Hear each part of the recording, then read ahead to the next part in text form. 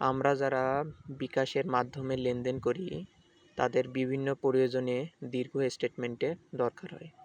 সেক্ষেত্রে আমরা বিকাশ অফিসে না গিয়েও ঘরে বসে বিকাশ অ্যাপসের মাধ্যমে স্টেটমেন্টের জন্য আবেদন করতে পারি।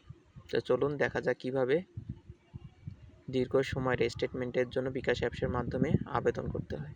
প্রথমে আমরা যাব বিকাশ অ্যাপসের মাধ্যমে বিকাশ অ্যাকাউন্টে লগ ইন করার পর সবার উপরে হাতের ডান সাইডে বিকাশের যে পাখির লোগোটা আছে এখানে ক্লিক করব। এখানে ক্লিক করলে আমরা দেখতে পাবো হোম স্টেটমেন্ট লিমিট। আমরা স্টেটমেন্টে ক্লিক করব। এবার আমরা স্টেটমেন্টের রিকোয়েস্ট সমূহে ক্লিক করব।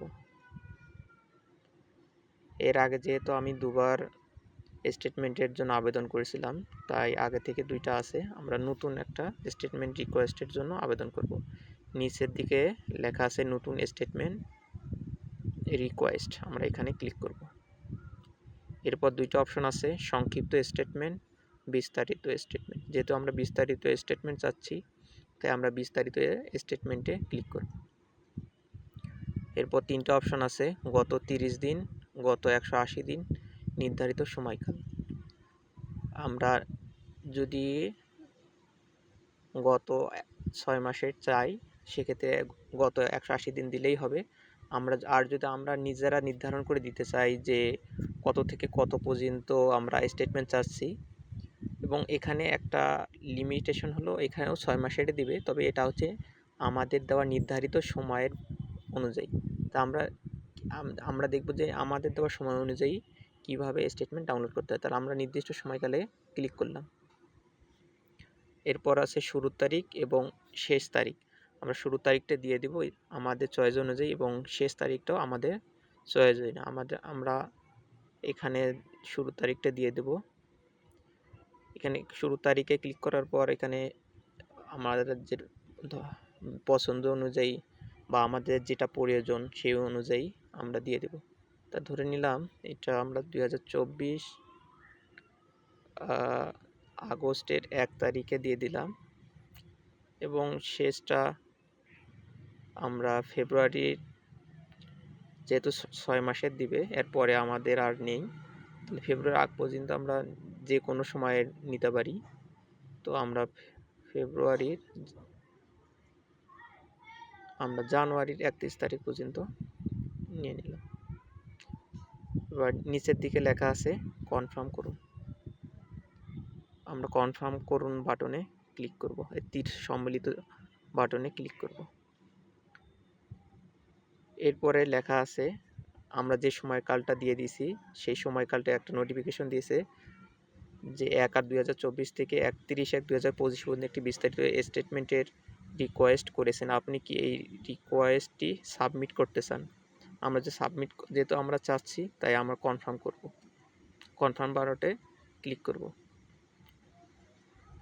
এখন আমাদের দেখাচ্ছে যে স্টেটমেন্ট রিকোয়েস্ট প্রসেসিংয়ের জন্য সাবমিট করা হয়েছে। এটা দেওয়ার সঙ্গে সঙ্গেই বিকাশ অ্যাপসে এসে জমা হয়। আবার এখানে বলে দেওয়া আছে যে 24 ঘন্টার মধ্যে, তবে সঙ্গে সঙ্গেই দিয়ে দেয়। তা আমরা স্টেটমেন্ট রিকোয়েস্টে ফিরে যাব। নিচে লেখা আছে স্টেটমেন্ট রিকোয়েস্টে ফিরে যান, এখানে আমরা ক্লিক করব এবং আমরা দেখতে পাচ্ছি সবার উপরে দেখতে পাচ্ছি যে 1/8/2024 থেকে 31/1/2025 পর্যন্ত স্টেটমেন্ট আমাদের দিয়ে দিয়েছে। তাই এখান থেকে আমরা ডাউনলোড অপশনে ক্লিক করব।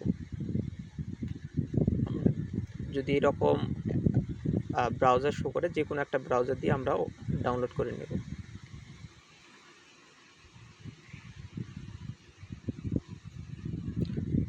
এখানে সেভ বাটন আসছে, আমরা সেভ করে নিই।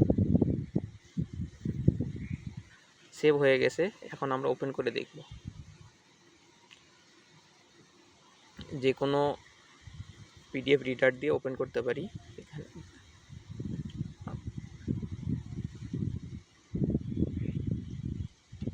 তো এখানে পাসওয়ার্ড চাচ্ছে, আসলে পাসওয়ার্ডটা এখানে কি হবে? পাসওয়ার্ডটা হবে আমরা যে নাম্বার দিয়ে বিকাশ অ্যাকাউন্ট খুলেছি সেই নাম্বারটাই হবে এখানকার পাসওয়ার্ড।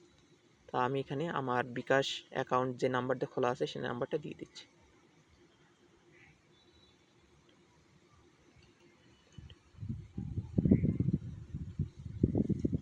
আমি দিয়ে দিলাম, এবার ওকে বাটনে ক্লিক করি। এই যে এখানে আমার যে সময়কালটা আমি দিয়ে দিয়েছিলাম তার স্টেটমেন্ট আমাদেরকে বিকাশ থেকে দিয়ে দিছে। তো এইভাবে আমরা বিভিন্ন প্রয়োজনে আমরা বিকাশ অ্যাপসের মাধ্যমে স্টেটমেন্ট ডাউনলোড করতে পারি। ধন্যবাদ।